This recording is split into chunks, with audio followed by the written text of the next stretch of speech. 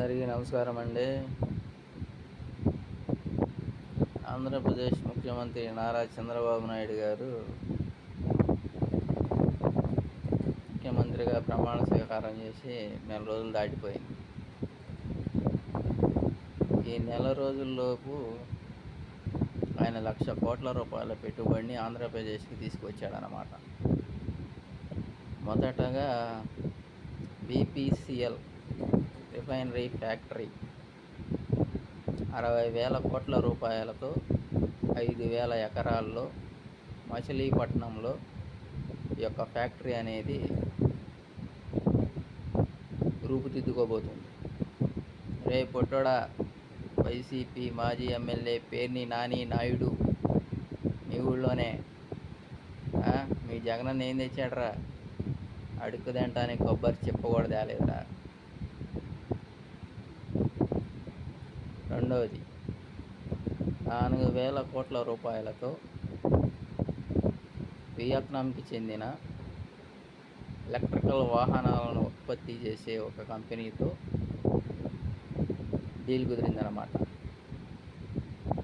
ఈ యొక్క పరిశ్రమ అనేది రాయలసీమలో పెట్టవలసిందిగా చంద్రబాబు నాయుడు గారు ఆ పరిశ్రమకి విజ్ఞప్తి చేశారు.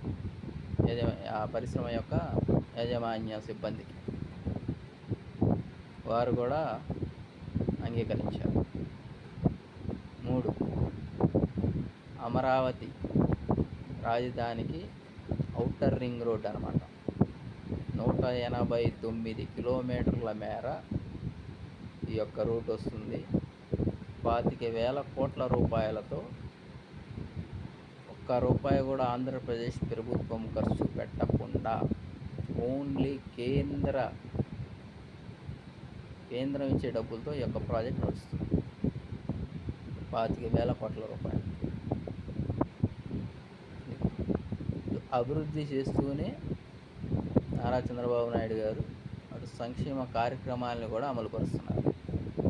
1వ తారీఖునే ఎలక్షన్ ముందు చెప్పినట్లుగా వృద్ధులు, వికలాంగులు, ట్రాన్స్జెండర్స్ వీళ్ళందరికీ పెన్షన్లు పెంచి 1వ తారీఖునే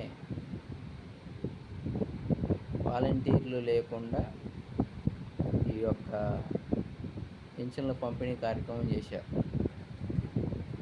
గవర్నమెంట్ ఉద్యోగులకు కానీ, రిటైర్డ్ ఉద్యోగులకు కానీ 1వ తారీఖునే వాళ్ళ శాలరీలు, పెన్షన్లు కూడా ఇవ్వడం జరిగింది. దట్ ఈస్ నారా చంద్రబాబు నాయుడు గారు. జగన్మోహన్ రెడ్డి ఏం పీకాడు ఈ 5 ఏళ్లలో? పరిశ్రమ పెట్టడానికి వచ్చిన వాడి దగ్గర నాకెంత ఇస్తారు వాటా అని అడగడం తప్పితే ఇప్పటికైనా పేటీఎం కుక్కలారా అర్థం చేసుకుంటారా. పని చేసేవాడిని ఎప్పుడు ఎంకరేజ్ చేయండిరా, పోరంబోకు నా కొడుకుల్ని కాదు. జై తెలుగుదేశం, జై చంద్రన్న, జై గుణవంతుడు.